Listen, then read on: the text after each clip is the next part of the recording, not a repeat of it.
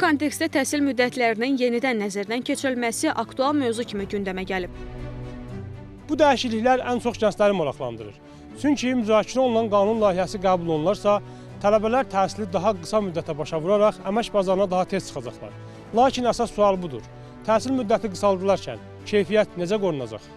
Müzakirə olunan təkliflərə əsasən xüsusilə praktiki bacarıqların ön planda olduğu, sürətlə inkişaf edən və texnoloji yönümlü ixtisaslar üzrə təhsil müddətinin qısaldılması mümkün ola bilər. Bəzi sahələrdə uzunmüddətli təhsil proqramları tələbələrin əmək bazarına gec daxil olmasına, biliklərin sə müəyyən hissəsinin aktuallığını itirməsinə səbəb olur. Bu baxımdan proqramların optimallaşdırılması və lazımsız təkrarların aradan qaldırılması nəzərdə tutulur.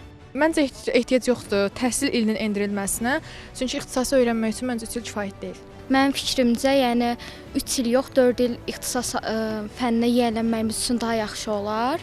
Mütəxəssislərin fikrincə, bu dəyişikliklər tələbələr üçün bir sıra üstünlüklər yarada bilər. Magistratura və əlavə ixtisaslaşma imkanlarına daha çevik şəkildə yönəlmək mümkün olar. Xüsusilə beynəlxalq təcrübədə bir çox ölkələrdə artıq qısaldılmış və modul əsaslı təhsil proqramlarının tətbiq edildiyi məlumdur.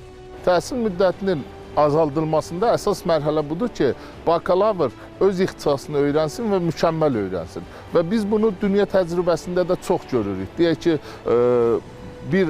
bizim sahədə Türkiyəli bir professorla söhbət edirik və professora sual verəndə ki, Koroğlu dastanı necə oldu, o deyir ki, mən ədəbiyyatçıyam. Amma ixtisasım, araşdırdığım sahə Kitab Dədə Qorqud dastanıdır. Mənə oradan sual verin, onu çünki mükəmməl bilirəm. Yəni, bu nə deməkdir?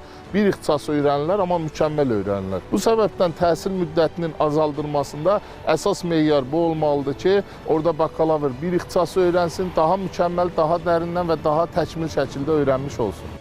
Gözlənilir ki, yekun qərar qəbul edilərkən ali təhsil müəssisələrinin rəyi, əmək bazarının ehtiyacları, beynəlxalq standartlar və tələbələrin maraqları əsas götürüləcək. Təhsil müddətlərinin mümkün azaldılması ölkədə ali təhsil sisteminin daha çevik, müasir və rəqabət qabiliyyətli olmasına xidmət edən mühüm addımlardan biri kimi dəyərləndirilir.